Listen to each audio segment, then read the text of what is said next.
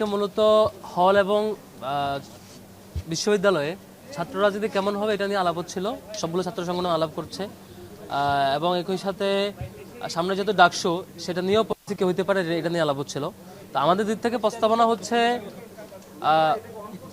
ডাকসুতে যেহেতু সামনে ডাকসু হচ্ছে, আবার একই সাথে ছাত্র রাজনীতি হলে থাকা না থাকার ডিবেটে ছাত্র রাজনীতি যেহেতু থাকবে, তো আবার হলে কিভাবে ফাংশন করবে, পলিসিটা কেমন হবে, এটা খুবই ডিফিকাল্ট জিনিস যদি ফিক্সড করে না দেওয়া হয়।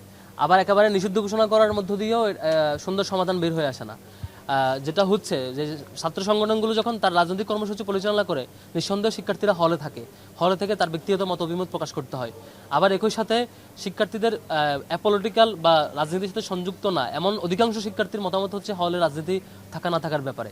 তো আমাদের যেটা কনসার্ন ছিল, এখানে একটা যথেষ্ট আশঙ্কা আছে যে শিক্ষার্থী ভার্সেস রাজনৈতিক সংগঠন দাঁড়ায় যাওয়ার সম্ভাবনা আছে।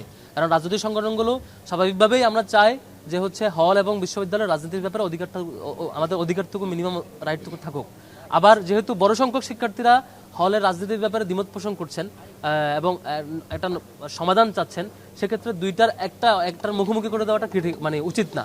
তো আমরা ইউনিভার্সিটিকে প্রস্তাব করেছি, সেটা হচ্ছে হলের রাজনীতির ফরম্যাটটা কেমন হবে এটার আনুমানিক একটা স্যাম্পল ধরে নিয়ে সবাইকে ইমেল করা, যেহেতু সবার একাডেমিক ইমেল আছে, ইমেল করে সবার যে অভিমত নেওয়া হবে এবং অভিমতটা কাউন্ট করা খুবই ইজি, অটোমেটিক কাউন্ট হয়ে যায় যেহেতু একাডেমিক ইমেল আছে। সেই ইমেলে ক্লিক করে ইয়েস নো ভোটের ভিত্তিতে সবার যাতে মতামতটা নেওয়া হয়, মতামতটা নিয়ে একটা সুনির্দিষ্ট অধিকাংশ মতামত যে ফ্রেমওয়ার্কের দেয় সেই ফ্রেমওয়ার্কটা পাস করে তাতে আমাদের জন্য অ্যাভেলেবল করে দেওয়া হয়। নয়তো আমরা যদি আজকে ইউনিভার্সিটি ভাষা হুট করে বলে যে হচ্ছে কমিটি দেওয়া যাবে, এটা যেমন শিক্ষার্থীদের জন্য, আবার শিক্ষার্থীরা নেগেটিভ কনসার্ন জানাইতে পারে, আমাদের মুখোমুখি দাঁড়া যেতে পারে।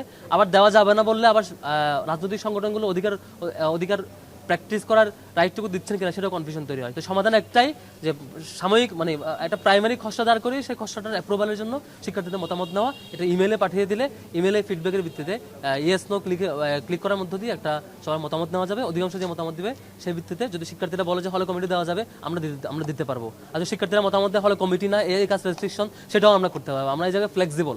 আমরা বলেছি কমিটি দেওয়ার ব্যাপারেও ফ্লেক্সিবল, না দেওয়ার ব্যাপারেও আমরা ফ্লেক্সিবল।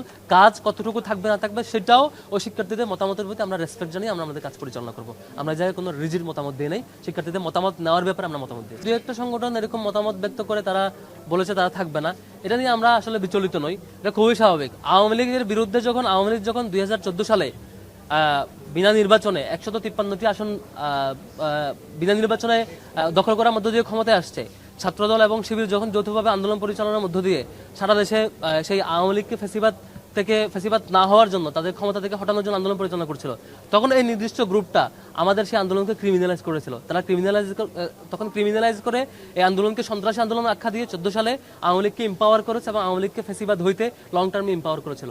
সুতরাং এরকম কেউ যারা আওয়ামী লীগকে সেই সময় ছাত্রদল এবং শিবিরের পরিচালিত সারা দেশব্যাপী আন্দোলনকে ক্রিমিনালাইজ করে আওয়ামী লীগকে এম্পাওয়ার করেছিল, 153টি আসন বিনা নির্বাচনে বিজয়ী হয়ে ক্ষমতাকে দীর্ঘায়িত করাটাকে সাপোর্ট দিয়েছিল, তাদের কারো বিরোধিতা, তার কারো বয়কট খুব বেশি আসা যায় না। অধিকাংশ সংগঠন এখানে ছিল এবং শিক্ষার্থীরা আমার কাছে মনে হয় যে এই নাটকীয় বয়কট এগুলোকে ইতিবাচকভাবে দেখবে। আমার কাছে এরকম মনে হয় না যে হচ্ছে ছাত্রলীগের ব্যাপারে কেউ কোনো ধরনের ছাড় দেওয়ার সুযোগ আছে। তারা সন্ত্রাসী যে কাজ করেছে ক্যাম্পাসে, এই ব্যাপারে কেউ সফট হলে তাকে শিক্ষার্থীরা এবং অন্যান্য অপরাপর আমরা যারা ভিকটিম সংগঠন আমরা এটা নিশ্চয় প্রতিহত করবে, সুযোগ নেই। ভলান্টিয়ার তো ফিক্স না, ভলান্টিয়ার জিনিসটা যখন যে কাজ বাস্তবায়ন হয় সেটার জন্য ভলান্টিয়ার করা। আপনি আজকে সাইকেল রেডি করবেন, বাস্তবায়নের জন্য ভলান্টিয়ার লাগবে, শিক্ষার্থীদেরকে রিসিভ করবে, টি শার্ট দেবে। আজকে আপনি কুরবানি ফেস্ট করবেন, আজকে ভলান্টিয়ার লাগবে। তো এই ভলান্টিয়ার তো আসলে ফিক্সড কমিটি না, কমিটি তো একটা 1 বছরের কমিটি হয়। তো এই কমিটির ব্যাপারে আমরা যেটা বলেছি, শিক্ষার্থীদের ম্যান্ডেট যেদিকে যায়, শিক্ষার্থীদের মতামত যেদিকে যায় সেদিকে আমরা করবো। শিক্ষার্থীদের মতামতের বেসিসে ইউনিভার্সিটি প্রশাসন বলে যে শিক্ষার্থীরা এগ্রি করছে যে হলে কমিটির ব্যাপারে ওকে, তাহলে আমরা কমিটি দিতে পারবো, সমস্যা না, আমরা কমিটি দেওয়ার জন্য আগাবো।